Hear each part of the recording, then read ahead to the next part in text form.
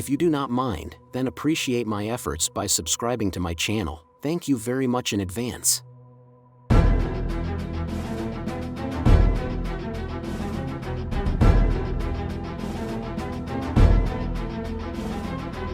Welcome to Special News Channel. Russia's losses in Ukraine have reached unbearable proportions. Russia faced a humiliating defeat. While the Russian army is abandoning Putin, we can say that Putin's era is very close to coming to an end.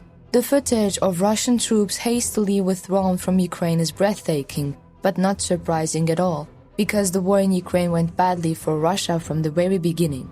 Russian President Vladimir Putin failed to achieve the lightning victory he aimed for on February 24. The limited gains Russia has made in the past 6 months have come to a terrible price. The brave Ukrainian army, as a result of its successful offensive, has come to the gates of the regions under the control of Russia since 2014. Ukraine's ability to defend first and then attack surprised the whole world. At the same time, the Ukrainian army proved itself to the whole world with this war. Ukrainian warriors are fighting with all their might to defend their country. The supply of advanced weapons, particularly accurate long-range missiles, from the US and Europe means that they are now better equipped than the Russians. But Ukraine's advance opens a new and dangerous phase in the conflict. An easy Russian victory in Ukraine could trigger further aggression against its neighbors, including Moldova and even NATO members Estonia, Latvia, and Lithuania. This prospect is worrisome enough to persuade Finland and Sweden to apply for NATO membership.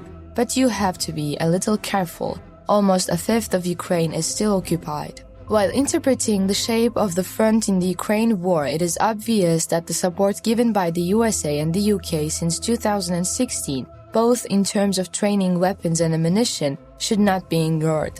It is certain that the Ukrainian army prepared very well for this war, but the Russian side was convinced that it would win an easy victory with misleading intelligence. In the footage from the field, the size of the weapons and ammunition left behind the Russian soldiers while leaving their positions draws attention.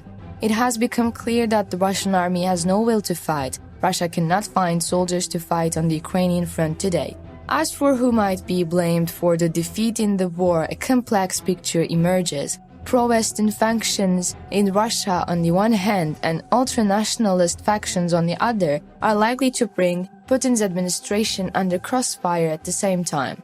In short term, it seems that new changes will come to the agenda around the armed forces. At this point, Russia suffered irreparable losses in the Ukraine war. It is stated that Russia's irreparable losses include those who died, disappeared, died or were injured. In this speech, U.S. Chief of Staff Mark Milley claimed that more than 100,000 were killed and wounded in Russia's invasion of Ukraine. According to all this information, it was stated that the number of killed and injured Russian soldiers are exceeded 100,000. It is stated that the irreversible losses of Russia reached at least 100,000 people. This figure is based on observations by the U.S. Center of Naval Analysis, and there are approximately 35,000 casualties for every Russian soldier killed during the war in Ukraine.